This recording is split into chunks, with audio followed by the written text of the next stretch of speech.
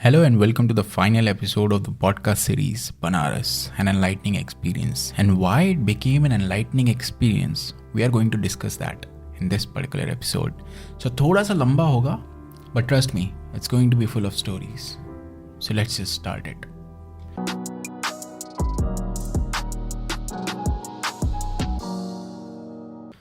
Life में अगर आप किसी चीज़ से बेहद प्यार करते हो ना, चाहे वो कोई काम हो या इंसान हो या कोई चीज़ हो, तो उसमें अगर ज़रा सी खरोच भी आ जाती है ना, तो आप डिस्टर्ब हो जाते हो। एंड वैसी ही कुछ सिचुएशन थी जिसकी वजह से मुझे बनारस जाना पड़ा था। एक तरफ कुछ रिश्ते थे जो हमसे पीछे छूटते चले जा रहे थे, और एक तरफ हमारा काम था जो हमसे दूरियां बनाए जा रहा था। और हम बीच में खड़े बस ये दुआ कर रहे थे कि कोई तो हमें बचा लो यार, कोई तो इन्हें रोक लो। बट कहते हैं ना कि आपको अपनी जंग खुद ही लड़नी पड़ती है। लोग ज़रूर साथ देते हैं, बट लड़ना आपको ही पड़ता है। तो बस हम भी अपनी जंग लड़ने खुद से निकल पड़े थे। हमारे काम में स्टोरेज डिवाइसेस की बहुत ज़्यादा इंपॉर्टेंस होती है, और अगर वो मिसप्लेस हो जाएं या कहीं खो जाएं तो समझ लो आप बर्बाद हो गए हो। और वैसा ही कुछ हमारे साथ हुआ था।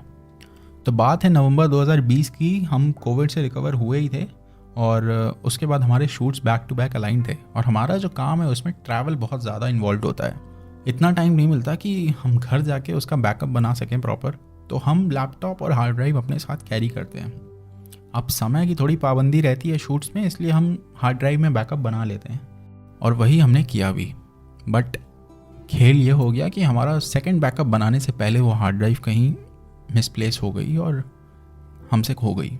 इसको ऐसा समझिए कि 50-60 लोगों की खुशियों का ज़रिया आपके पास था, और उसको आपने कहीं खो दिया। और ये सोच के ही मेरी रूह कांप जाती है कि हमने किस तरह से उस टाइम उन चीज़ों को मैनेज किया था। बट खैर वो लंबी कहानी है कभी और के लिए। बट ऐसे ही बहुत सारे सवालों के जवाब ढूंढने हम बनारस गए थे। काफ़ी लोगों ने बताया और समझाया भी कि थोड़ा पेशेंस रखो, समय के साथ चीज़ें मिल जाएंगी। एंड वो झूठी दिलासा नहीं दे रहे थे, वो उनकी गट फीलिंग थी कि मिल जाएगी। एंड वैसा ही हुआ, हमें बैकअप मिल गया। अब आप सोच रहे होंगे इसका बनारस से क्या कनेक्शन है। कनेक्शन है, और वो ये है कि 23 जनवरी को 80 घाट के उस मंदिर के सामने किसी ने हमारे लिए दुआ मांगी थी, और अगले ही दिन 24 जनवरी को वो कबूल हो गई। 24 जनवरी को वही हमारे पास खबर आ गई थी कि बैकअप मिल गया है। And sorry for being so dramatic, but जिस तरह MS धोनी मूवी में प्रियंका उस फ्लाइट पे धोनी को बोलती है ना कि that you will have a great match tomorrow, and it's just one of those feelings, वही सेम चीज़ हमारे साथ हुई। I had a great match next day. हमें हार्ड ड्राइव मिल गई, एंड बस हमारे केस में प्रियंका कोई और थी। और कहते हैं ना कि कुछ पुराने रिश्ते जब टूटते हैं तो कुछ नए रिश्ते बनते भी हैं। एक वही नया रिश्ता था, और ये उसी मंदिर के सामने बन रहा था, और हमें खबर भी नहीं थी। तो बेसिकली जिन सवालों के जवाब ढूंढने हम बनारस गए थे, अब वो सवाल एग्जिस्ट ही नहीं करते थे। खैर, रिश्तों की डोर अभी यहाँ पे ख़त्म नहीं होती। कुछ रिश्ते और हैं जो बने पुराने थे, बट इस बीच वो और स्ट्रॉन्ग होते चले गए। कॉलेज से निकलने के बाद जो हमारी फ्रेंडशिप्स होती हैं, रिलेशनशिप्स होती हैं, वो कहीं बिखर से जाते हैं। हर कोई अपने काम में, अपने करियर में बिजी हो जाता है, और दोस्ती कहीं पीछे छूट जाती है। और कुछ रिश्ते बाउंस बैक करते हैं, बट वो हमें काफ़ी बाद में समझ में आता है। कॉलेज से निकले हुए 4 साल हो गए थे, और अतिशय से मिले हुए भी। वो बैंगलोर और पुणे में अपने जॉब के चक्कर काट रहा था, और हम लखनऊ में अपना बिजनेस सेटअप करने की कोशिश कर रहे थे। ऐसा नहीं है कि बात नहीं हुई, बट पर इस व्यस्त जीवन में समय निकाल के मिलना थोड़ा मुश्किल सा हो जाता है, और वही हुआ। पर शायद आगरा से बनारस एक दिन के लिए सिर्फ मिलने आना अपने दोस्त से, शायद इसे ही दोस्ती कहते हैं। तो भाई साहब 24 जनवरी की सुबह पहुंचते हैं बनारस, और उनको देखते हम तो दंग रह जाते हैं कि भैया जिस अतिशय को हम जानते थे वो ये तो नहीं थे। बाल लंबे, दाढ़ी लंबी, मतलब मानो कि बनारस के लुक के लिए ही वो इतने टाइम से रुके हुए थे। और फिर उनका स्वागत भी हमने चाय और मैगी के साथ ही किया, और कुछ समय 80 घाट पे बिताया, और फिर निकल पड़े आगे मंदिर की ओर। बस मलाल इस बात का है कि हमने उस समय अपने एक जूनियर को बुला लिया था, अभिषेक को, और वो भाई साहब भी बनारस में ही रहते हैं, तो उनको हमने बुला लिया था। और जो टाइमिंग थी हमारे मंदिर जाने की टाइमिंग और अभिषेक के 80 घाट पहुंचने की टाइमिंग मैच हो गई। तो अब अतिशय का मंदिर जाने का बहुत मन था, इसलिए अतिशय को हमने कहा तो मंदिर पहुंचो, हम 80 घाट वापस जाके अभिषेक से मिलते हैं, तो वापस यहीं आ जाना। बस इसी बात का मलाल था कि उतनी दूर से वो आया बंदा और हमने उसे अकेले मंदिर में छोड़ दिया।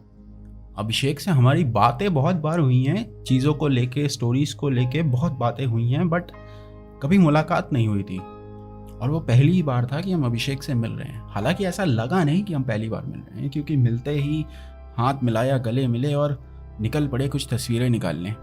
और उतनी ही देर में अतिशय मंदिर से वापस आ चुका था।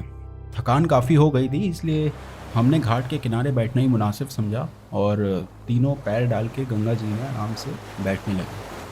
और वो एक पल था कि उस मोमेंट में जो सुकून मिला जब हमने पानी में गंगा जी में पैर डाला, उस मोमेंट को डिस्क्राइब करना अभी बहुत डिफ़िकल्ट होगा, बट आप ऐसा समझ लीजिए कि बरसों बाद कोई खोई ही चीज़ वापस मिल गई हो, वैसा सुकून था वो। और वहीं बैठे बैठे कब शाम हो गई पता भी नहीं चला। ज़्यादा कुछ हमने किया नहीं, बस वहीं पैर डाल के बैठे रहे पानी में। अब धीरे धीरे इन लोगों के जाने का वक्त भी हो रहा था, तो धीरे धीरे करके ये लोग अपने घर के लिए निकल चुके थे। आतिशा की ट्रेन थी तो उसको थोड़ा जल्दी निकलना था, जिसकी वजह से एक बार फिर से हमने गंगा आरती के दर्शन नहीं हुए। और उसके जाने के जस्ट बाद ही प्रशांत ने हमें ज्वाइन कर लिया था और नेक्स्ट मॉर्निंग मोहित भी आ गया था बनारस।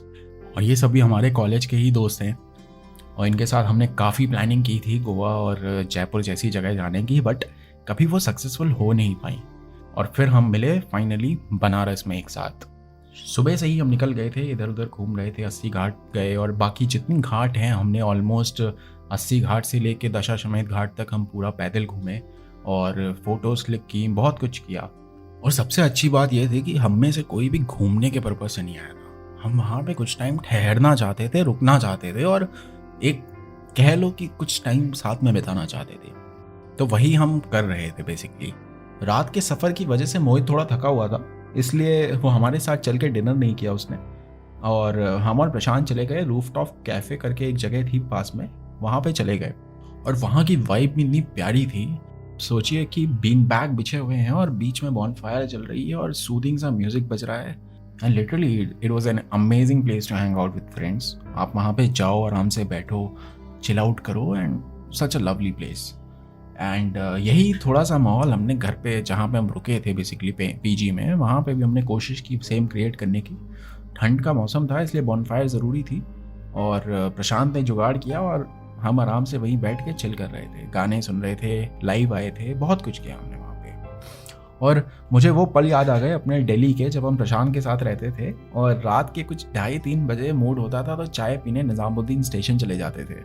और वहाँ बैठ के फिर जो हम बात करते थे लाइफ की, रिलेशनशिप्स की, हर चीज़ की बात करते थे कि कैसे चीज़ें हो रही हैं, क्या है। बेसिकली वो जो 3 AM डीप टॉक्स होती है ना, वो होती थी। And similar was the case in Banaras also. हम वहाँ बैठ के भी चिल कर रहे थे, बात कर रहे थे, गाने गा रहे थे। We were enjoying ourselves and that was such an amazing moment.